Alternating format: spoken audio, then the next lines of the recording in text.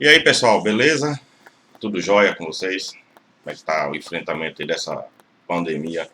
Esse isolamento aí terrível, extremamente estressante, não é? Mas enfim, vamos cumprir aí o estabelecido, o determinado para ver se a gente se livra o mais rápido possível dessa pandemia aí miserável que está nos obrigando a ficar praticamente recolhido dentro de casa, não é isso? Então, pessoal, voltando aqui aos nossos encontros, finalizamos teoria geral do processo e adentramos agora em recursos em espécie, teoria geral dos recursos, perdão. E agora recursos em espécie.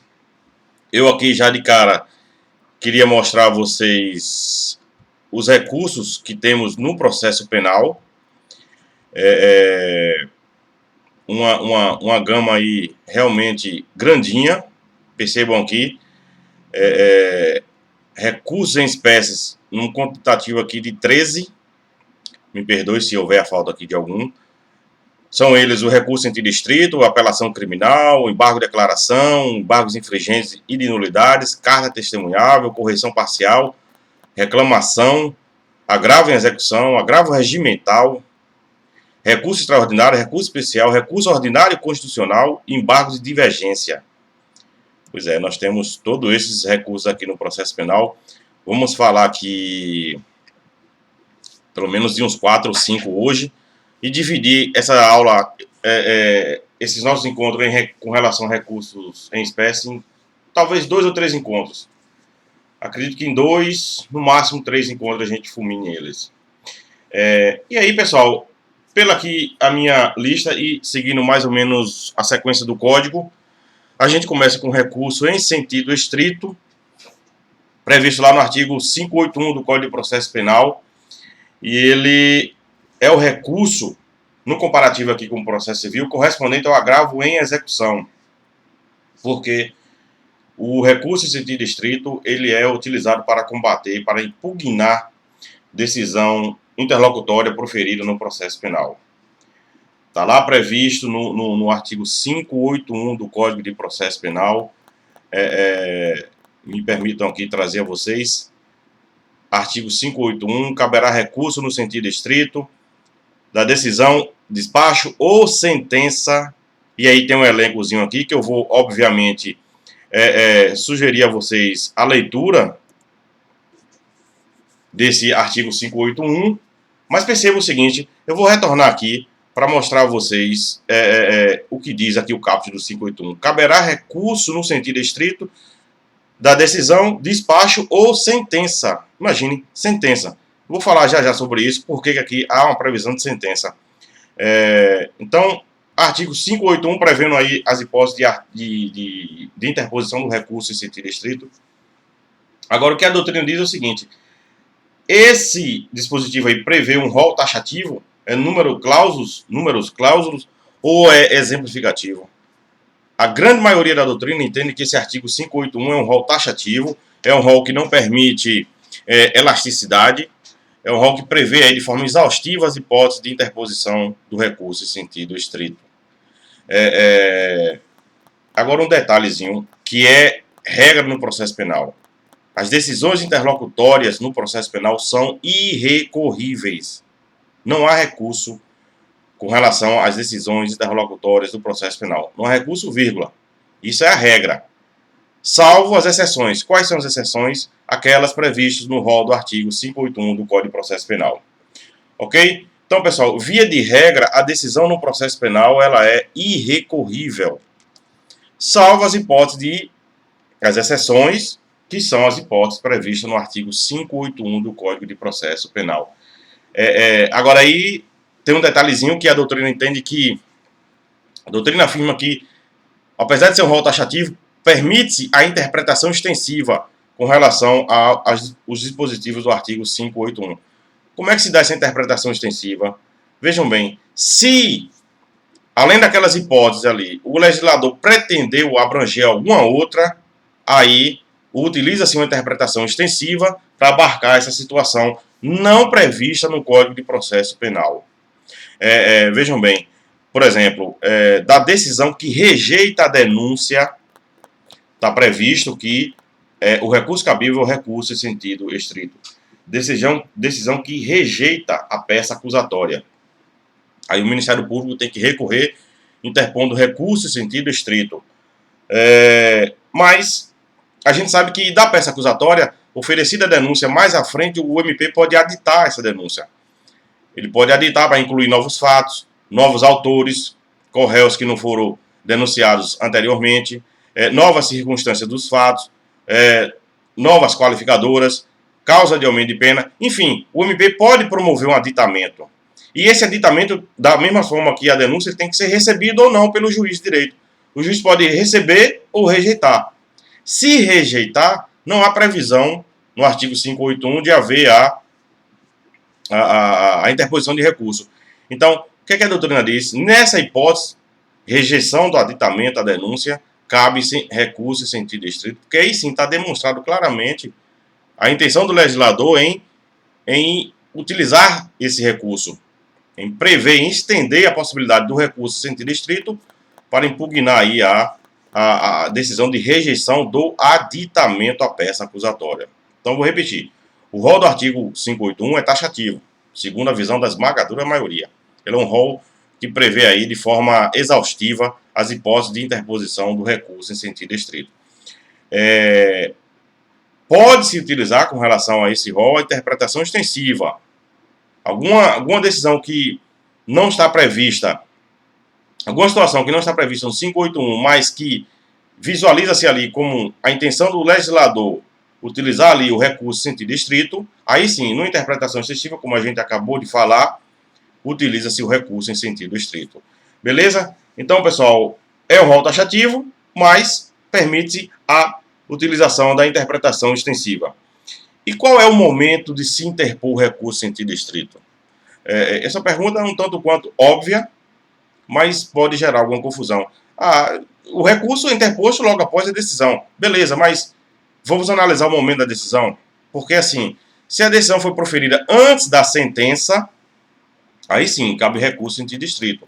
Por exemplo, o juiz declara extinta a punibilidade do acusado antes da sentença. Acusado que esteja aí respondendo a mais de um crime, é denunciado pela prática de vários delitos. De um deles, o juiz extinga a punibilidade antes de proferir sentença. Aí cabe recurso em sentido estrito. Só que se essa decisão de extinção da punibilidade for proferida na própria sentença, com relação a esse próprio acusado, aqui no nosso exemplo, aí não cabe recurso em sentido estrito. Ele extingue a punibilidade com relação ao crime e condena com relação aos demais. Percebam que, com relação à decisão extintiva da punibilidade, cabe recurso em sentido estrito. Está no rol do artigo 581. Mas o juiz proferiu ela numa sentença.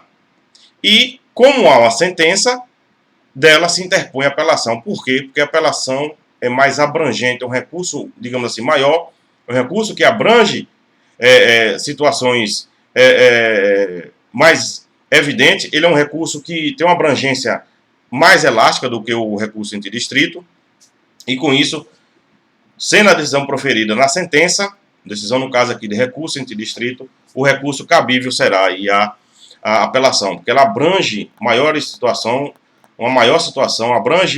ela possui um arcabouço maior do que o recurso em sentido estrito. Então, afasta-se o recurso em sentido estrito e interpõe o recurso de apelação. Ok? E se a decisão for proferida em sede de execução penal, aí cabe agravo em execução, que talvez ainda nessa aula a gente fale sobre ele, e não recurso em sentido estrito. Então, o momento do recurso em sentido estrito, é bom ver esse momento processual, porque antes da sentença, cabível. Durante a sentença, a decisão proferida na sentença, cabe a apelação. Aí afasta-se o recurso em sentido estrito. E durante a execução penal, vai se utilizar o recurso de agravo em execução. Ok? Só um detalhe por falar nisso. Muitos incisos do artigo 581 foram revogados pela Lei da Execução Penal.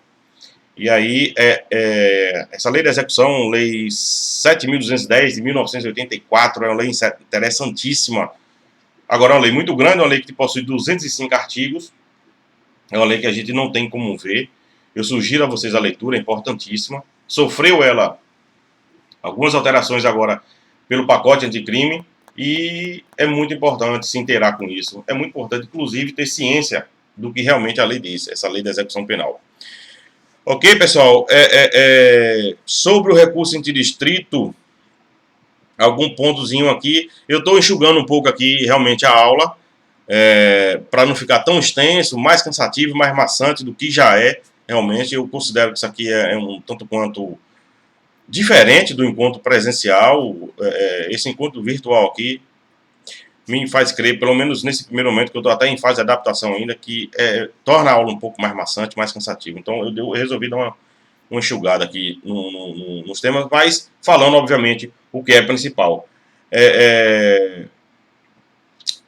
Com relação ainda ao recurso em sentido estrito, eu mencionei agora há pouco que ele corresponde, guardadas as devidas proporções, ao agravo de instrumento no processo civil. No agravo de instrumento, lá no processo civil, há a possibilidade do relator, quando houver o recurso, julgar ele monocraticamente em algumas situações. A indagação com relação ao recurso antidistrito, há essa possibilidade também. É possível que o relator, a quem for distribuído o recurso antidistrito, julgue ele de forma monocrática. Isso estava no artigo 557 do antigo Código de Processo Civil, antigo CPC, e hoje está no artigo 932, vou mostrar aqui a vocês, do atual Código de Processo Civil. Ele diz que, no caso, o relator, artigo 932 do Código de Processo Civil, o relator pode, a depender da situação, incumbe ao relator, vejam aqui a redação do dispositivo do caput, incumbe ao relator, e dentre as situações, julgar monocraticamente determinados recursos, que corresponde aqui ao antigo artigo 557 do Código de Processo Civil antigo. Ele só tem a obrigação hoje, o relator, de, antes de considerar inadmissível o recurso, o relator concederá o prazo de 5 dias ao recorrente para que seja sanado o vício ou complementada a documentação exigível. Então, pessoal, a indagação é a seguinte: esse dispositivo aplica-se ao processo penal no julgamento, aplica-se ao relator no julgamento do recurso antidistrito. Aí, os tribunais e as jurisprudências têm entendido que não, porque com relação ao recurso antidistrito tem que haver um julgamento colegiado e não monocrático. Ou seja, o relator não pode decidir ou julgar de alguma forma, de uma forma ou de outra, o recurso antidistrito de forma monocrática. Então tem que haver um julgamento colegiado. Os tribunais, com relação, repetindo, ao recurso antidistrito, diferentemente do agravo de instrumento no processo civil, eles entendem que tem que haver julgamento colegiado. Turma, Câmara, Pleno, seja o que for. Ok? Então essa disposição não se aplica mais com relação... Aliás, não se aplica. Não é que não se aplica mais. Não se aplica ao recurso em sentido estrito. Momento do rese a gente falou. E alguma observação que eu entendo mais interessante aqui para vocês. Deixa eu dar uma olhadinha aqui. Sim. Prazo de interposição do recurso. Percebam. 5 dias para interposição, 2 dias para apresentação das razões.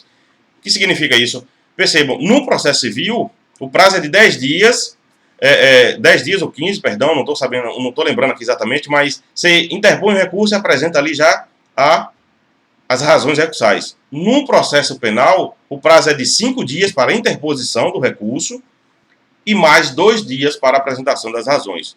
5 dias a parte interpõe, MP ou acusado, e além do acusado, outras pessoas que eu vou mencionar já já, e 2 dias para apresentar as razões. Funciona assim: o juiz profere a decisão, a pessoa, a parte, melhor dizendo, tem 5 dias para interpor o recurso, e depois da interposição o juiz intima a parte para, em 2 dias, apresentar suas razões.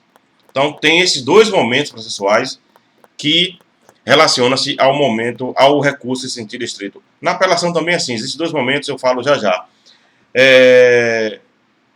Detalhezinho com relação ao recurso em sentido estrito. Essas razões, que devem ser apresentadas no prazo de 2 dias, diferentemente da apelação, não podem ser apresentadas no tribunal. Tem que ser apresentada diretamente no juízo de primeiro grau. Beleza? A gente vai ver que na apelação, com base no artigo aí 609, salvo engano, 614, por aí, que ela permite a apresentação das razões na segunda instância. Basta a parte solicitar. No recurso em sentido estrito, não.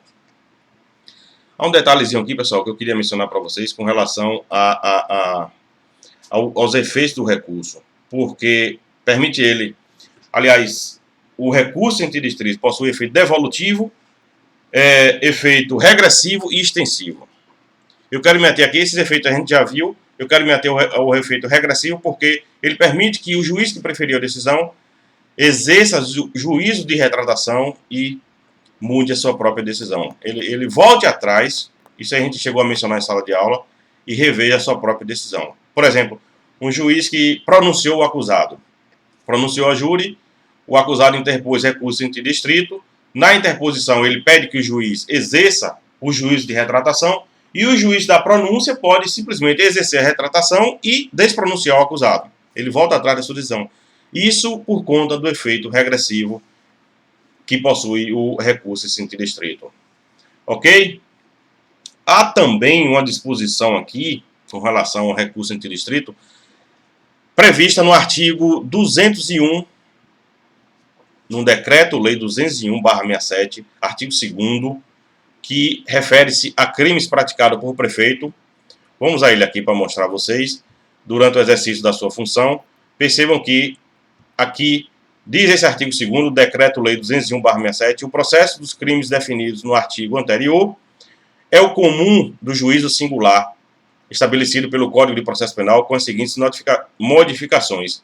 E aqui ele diz o seguinte, no inciso 3º, do despacho concessivo denegatório de prisão preventiva ou de afastamento do cargo do acusado aqui no caso o prefeito, caberá recurso em sentido estrito para o tribunal competente, no prazo de 5 dias, em autos apartados. Pessoal, o que eu quero dizer é o seguinte, esse Decreto-Lei 201/67 prevê as hipóteses de crimes praticados por quem é prefeito, no exercício do cargo, obviamente. E é o seguinte, esse decreto é Decreto-Lei de 1967, e a gente sabe que hoje em dia, a partir da Constituição de 88, o prefeito possui foro por prerrogativa de função e deve ser julgado pelos tribunais. Tribunal de Justiça ou Tribunal Regional Federal, a depender do crime. Se o prefeito possui foro por prerrogativa de função, juiz de primeiro grau não pode decretar mais a sua preventiva. E nem pode rejeitar ou indeferir o pedido formulado pelo MP com relação à prisão preventiva. Porque dessa decisão caberia, de acordo ao decreto, recurso em sentido estrito. Então, o que é que se entende com relação a essa disposição? Artigo 2º, inciso 3º do Decreto-Lei 201 não foi recepcionado pela Constituição Federal de 88. Terceiro, não foi porque, repito, porque prefeito possui foro por prerrogativa de função. Quem julga e quem analisa decretação ou indeferimento do pedido de prisão são os tribunais, melhor dizendo. Se bem que, fazendo aqui só um adendo, que o foro prerrogativo de função está relacionado hoje aos crimes praticados no exercício do cargo. Mas relaciona-se ao Decreto-Lei 201/67 porque ali estão previstas condutas criminosas praticadas no exercício da função ou do cargo de prefeito. Ok? Dito isso, a gente supera aí o recurso em sentido estrito, avançando e relembrando que as hipóteses estão no artigo 581. Aliás, eu quero trazer aqui para vocês também a novidade introduzida pelo pacote anticrime, lá no próprio artigo 581 do Código de Processo Penal, para relembrar vocês que, além dessas hipóteses, o recurso em sentido estrito pode ser interposto de decisão que recusar a homologação a proposta de acordo de não persecução penal prevista no artigo 28A desta lei. O artigo 28A introduziu lá a possibilidade de recurso em sentido estrito com relação à decisão que não homologa a proposta de acordo de não persecução penal.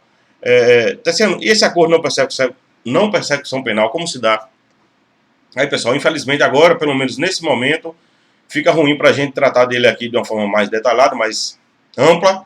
Se for o caso mais à frente, eu me comprometo e seria um prazer tratar dele com vocês, ou aqui por meio de aula virtual, ou em sala de aula, a depender da nossa situação aí, social.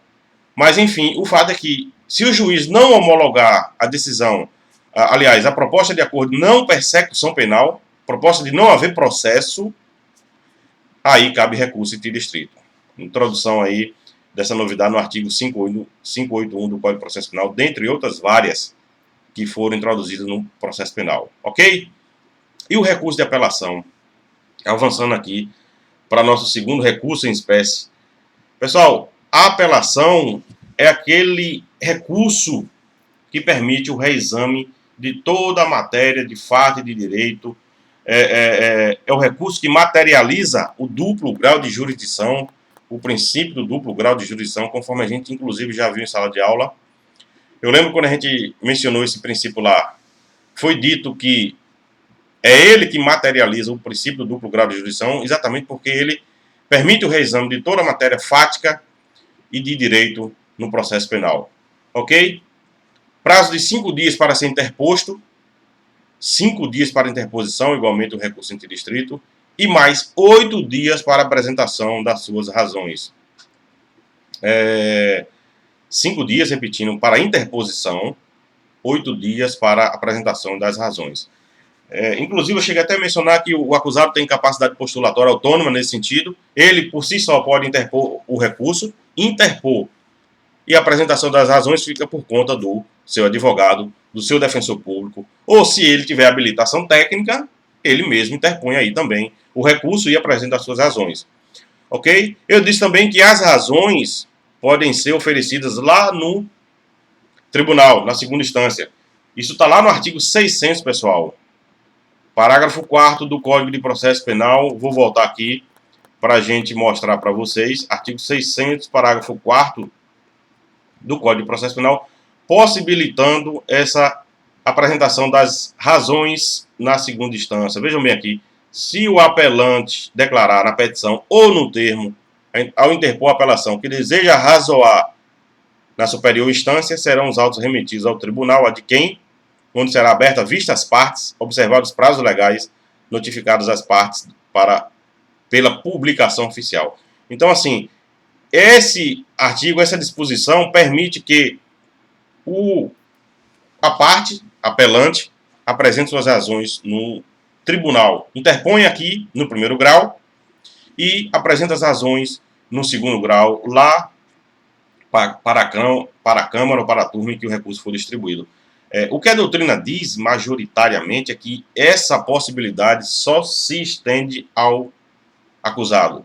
Esse manejo aí dessa apresentação, esse parágrafo 4º do artigo 600 do Código de Processo Penal só pode ser invocado, só pode ser utilizado, segundo a doutrina majoritária, pela defesa e não pela acusação.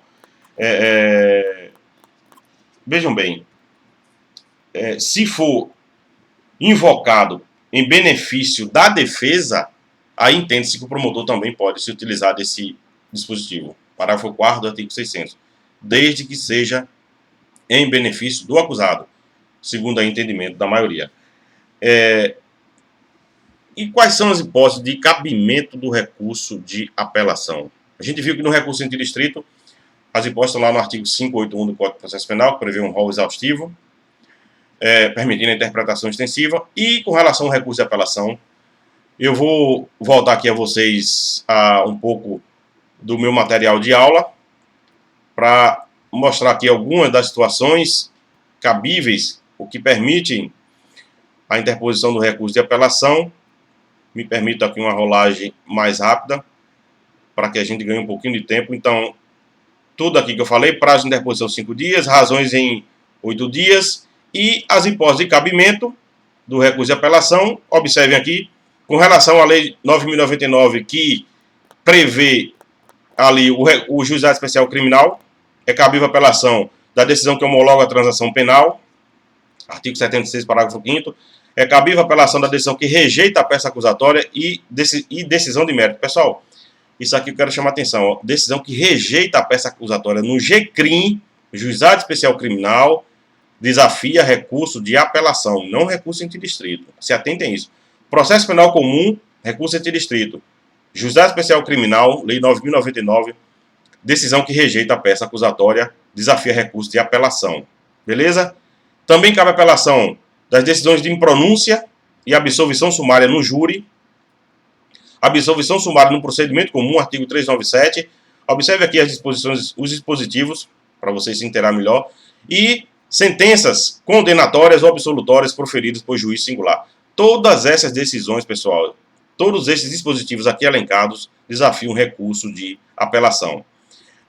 O detalhezinho que eu quero trazer a vocês aqui é o seguinte: com relação à apelação, ela, via de regra, é um recurso de fundamentação livre, salvo nas hipóteses do Tribunal do Júri, artigo 593, inciso 3º, salvo engano, que prevê aí determinada fundamentação, e ali se tem que o recurso de apelação nessa situação é de fundamentação vinculada. A parte apelante vai ter que suscitar o que está previsto em lei, no caso o artigo 593, inciso 3º, para fundamentar o seu recurso. Então, via de regra, recurso de apelação é de fundamentação livre, salvo as hipóteses aí previstas com relação a recurso a ser interposto, a ser manejado contra a decisão do tribunal do júri. E como é que se dá o procedimento da apelação? Rapidinho aqui para a gente caminhar mais um pouquinho. A apelação pode ser ordinária ou sumária.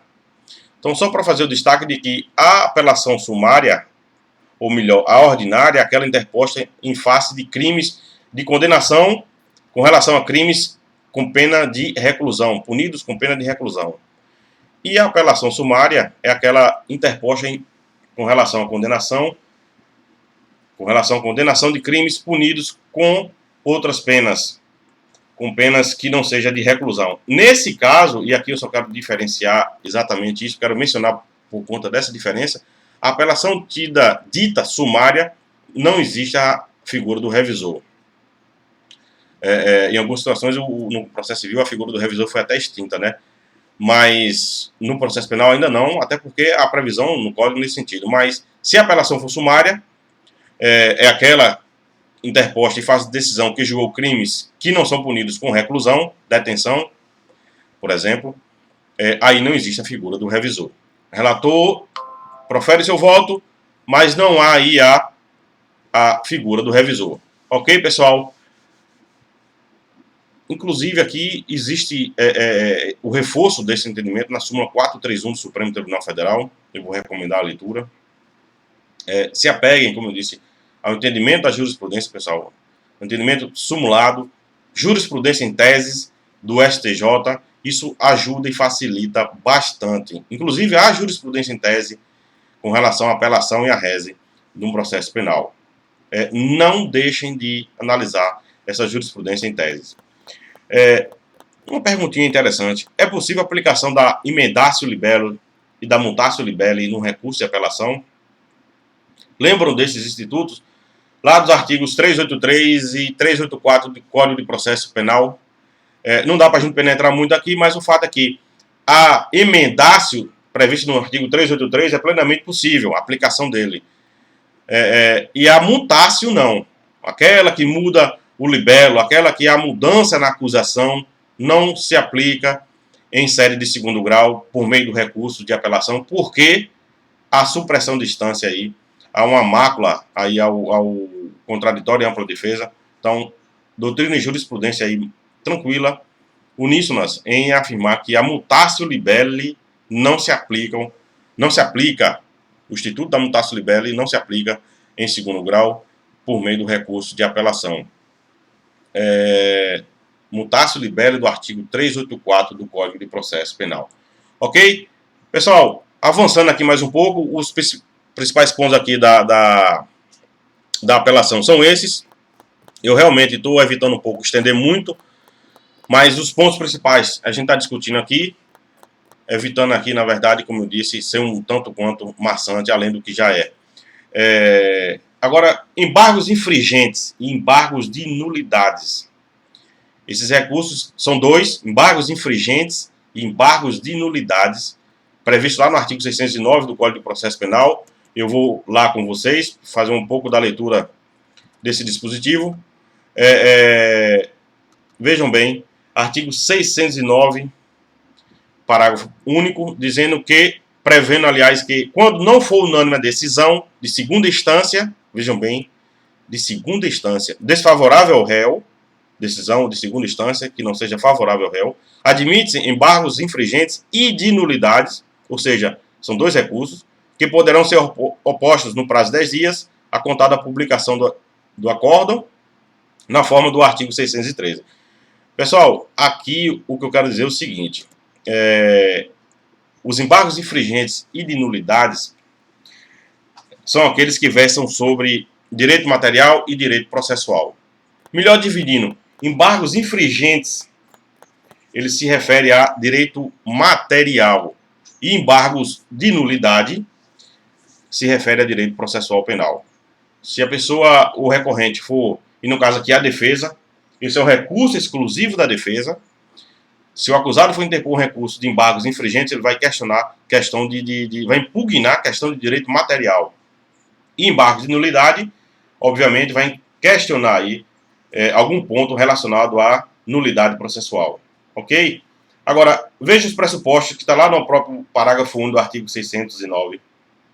Ele diz o seguinte, esse recurso pressupõe decisão de tribunal, decisão de segunda instância, ou seja, os embargos infringentes e de nulidades não são cabíveis em face de decisão de juiz de segundo grau, juiz de primeiro grau, perdão, tem que ser decisão de segunda instância, decisão de tribunal, Tribunal de Justiça ou Tribunal Regional Federal. A decisão tem que ser não unânime, decisão não unânime. Eu não sei se vocês lembram do caso de uma médica em Salvador, aqui a título de exemplo, salvo engano o nome dela é Cátia Vargas, e aqui a gente pode mencionar porque o processo é público. Ela foi acusada de homicídio doloso por atropelar um casal de irmãos e foi absolvida no júri. Dessa absolvição, o MP interpôs apelação. E a apelação do MP foi acatada pelo voto de 3-2 na Câmara Criminal lá, que apreciou essa apelação. Dessa decisão da Câmara, percebam, decisão de segundo grau, não unânime, e que foi desfavorável ao réu. Aí ela, acusada, no caso, interpôs recurso de embargos infringentes, e nesse recurso de embargos infringentes, ela reverteu o julgamento e foi absolvida. Então, só para reforçar aqui os pressupostos, decisão de tribunal, decisão de segunda instância, decisão que não seja unânime e decisão que seja proferida em análise de recurso de apelação, rese ou agravo em execução. Vou repetir os pressupostos para tentar ficar mais claro.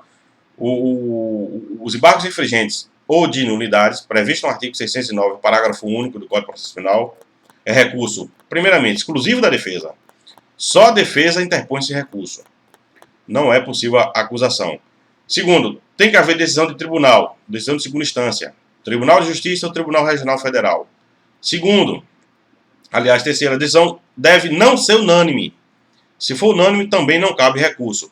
E, além disso, a decisão tem que ser proferida em análise, em julgamento de recurso em sentido estrito, que a gente viu agora há pouco, em recurso de apelação ou em agravo em execução. Percebo que, no caso aqui, dessa métrica, o exemplo que eu falei, o MP apelou. O tribunal, na análise da apelação, acatou o recurso da acusação e dessa decisão, do julgamento da apelação, ela interpôs embargos infringentes, reverteu o julgamento e aí manteve a sua absolvição. Ok? Existe efeito regressivo, o juízo de retratação nos embargos infringentes.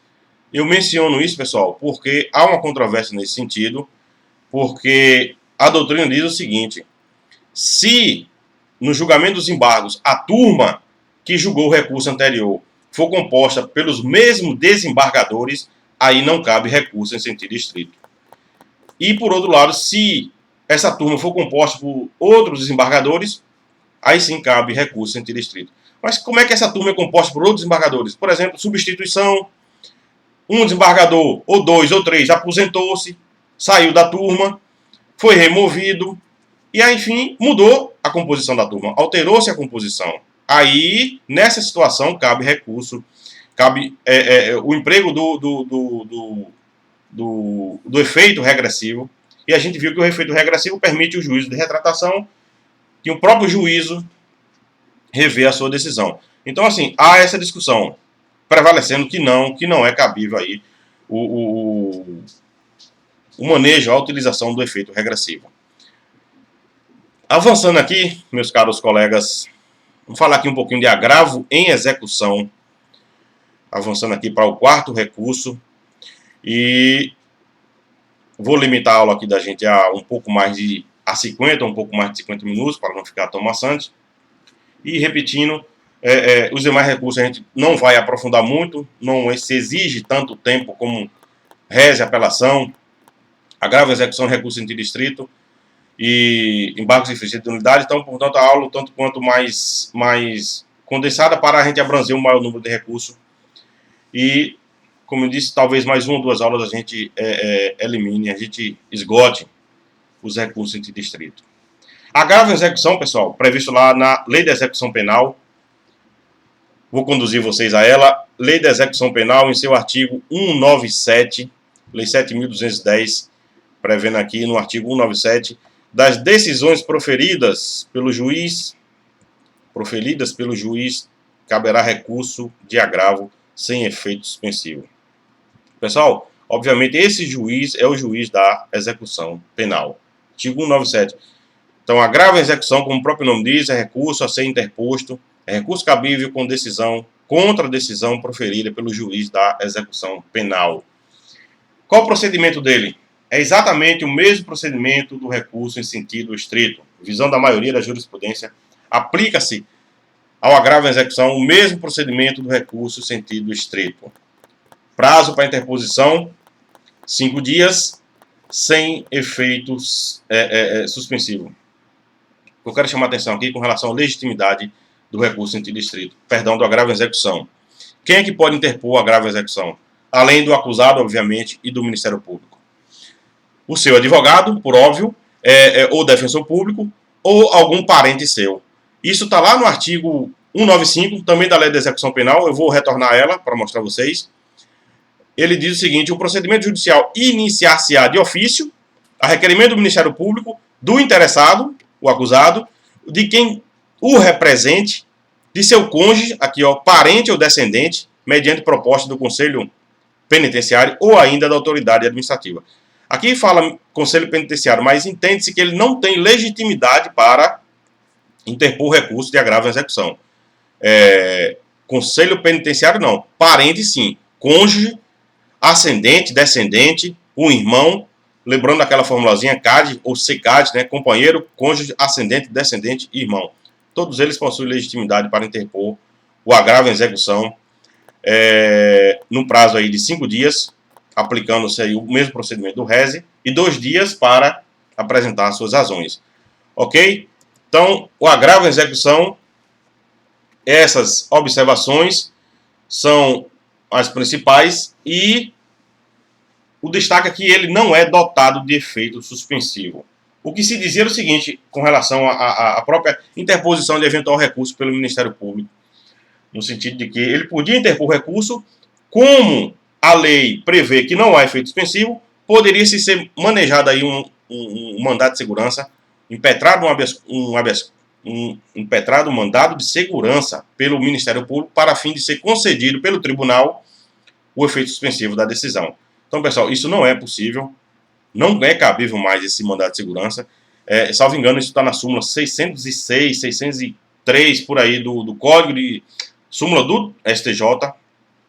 Não é possível se atribuir efeito suspensivo a mandado de segurança interposto a recurso criminal. Melhor dizendo, não se atribui efeito suspensivo em mandado de segurança criminal interposto pelo Ministério Público. Súmula do STJ, vou ficar aqui devendo o número, não estou me recordando bem agora, mas não é mais cabível essa impetração para obtenção de efeito suspensivo. A lei é até bem clara, né? A redação da lei é muito clara com relação a esse aspecto, e o recurso não é dotado de efeito suspensivo.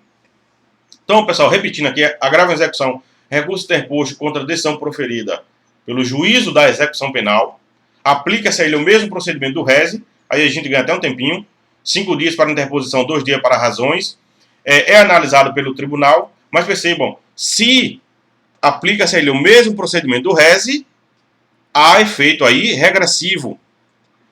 Se há efeito regressivo, o próprio juiz da execução penal pode reanalisar a sua decisão, voltar atrás e modificá-la.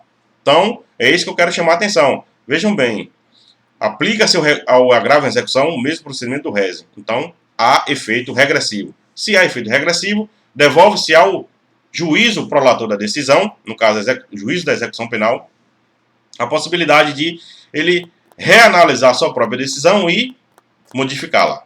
Ok? Dito isso, a gente avança aqui para um recurso que, inclusive, já foi extinto do nosso ordenamento, mas eu trago ele a título histórico, para lembrar vocês, que é o protesto por novo júri. Pessoal, esse recurso foi extinto com a reforma de 2008, especificamente pela Lei 11.689 de 2008, há 12 anos atrás. E esse recurso permitia ao acusado, quando ele fosse condenado a uma pena igual ou superior a 20 anos, a simplesmente solicitar, protestar por novo júri, e aí o juiz se vê obrigado a redesignar uma nova sessão de júri por conta dessa possibilidade. Vou repetir. Primeiro, esse recurso não existe mais. É porque está mencionando, falo aqui e trago a título histórico, porque existiu até 2008. E essa possibilidade, esse recurso permitiu ao acusado, simplesmente, se ele fosse condenado a uma pena de 20 anos igual ou superior a 20 anos, a simplesmente levantar o braço, por meio do seu advogado, dizer: doutor, protesto por novo júri. O juiz simplesmente era obrigado a redesignar uma nova sessão e o acusado seria submetido ao novo julgamento de júri. Aí, logicamente, com o conselho de sentença composto por 9 jurados, por imposição do próprio Código de Processo Penal, sob pena de nulidade, né?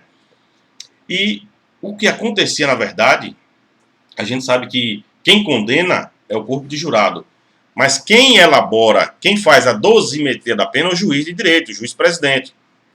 Então, quando esse recurso ainda era previsto em lei, o juiz dosava a pena de uma forma até, digamos assim, sábia, para 19 anos e 6 meses, e não deixaria atingir 20 anos, mesmo sendo possível, para que não houvesse a possibilidade de um novo julgamento, não houvesse a possibilidade do acusado ser absolvido no segundo júri. Isso era plenamente possível, era factível, acontecia muito, que vejam bem, imagine a situação, pelo próprio inconformismo da parte, lembram da nossa primeira aula, que é um dos fundamentos do recurso, é o inconformismo da parte, ela foi condenada, o acusado no júri foi condenado a uma pena igual ou superior a 20 anos, lembrando, crimes dolosos contra a vida, e ele sabendo que bastava ali simplesmente pedir ou protestar para o novo júri, ele ia ser submetido a novo júri, e inevitavelmente ele ia fazer isso.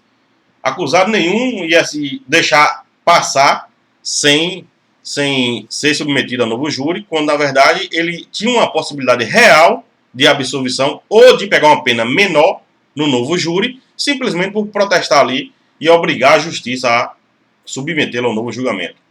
Então, só repetindo e reforçando, esse recurso não existe mais. Ele foi extinto com a reforma de 2008, pela Lei 11.689, mas faço questão de trazê-lo a título histórico para enriquecer um pouco nossa aula e dizer que, inclusive, houve uma polêmica com relação a essa possibilidade, porque, vejam bem, quem foi condenado antes da Lei 11.689 e depois da reforma houve a extinção do recurso, tenha direito ou não ao novo júri, gerou muito essa polêmica e o STJ acabou entendendo, fixando a jurisprudência de que não mais tem direito, porque a lei processual penal aplica-se imediatamente. Estão lembrados do princípio da aplicação imediata da lei processual penal? Aplica-se daqui para frente, conservando, validando os atos já praticados no processo. Então, houve essa polêmica, o STJ fixou o entendimento de que não teria direito. Ok, pessoal? Eu vou encerrar por aqui. A gente volta na próxima aula com embargos de declaração. Nós já vamos aqui em torno de 45 minutos. Para não ficar muito extenso, eu vou encerrar por aqui e nós voltamos com o recurso de embargos de declaração na próxima aula. Ok? Grande abraço a todos. Talvez já daqui a amanhã ou daqui a 2 dias eu já grave a próxima aula para a gente adiantar e ganhar um pouco de tempo. Um abraço, pessoal.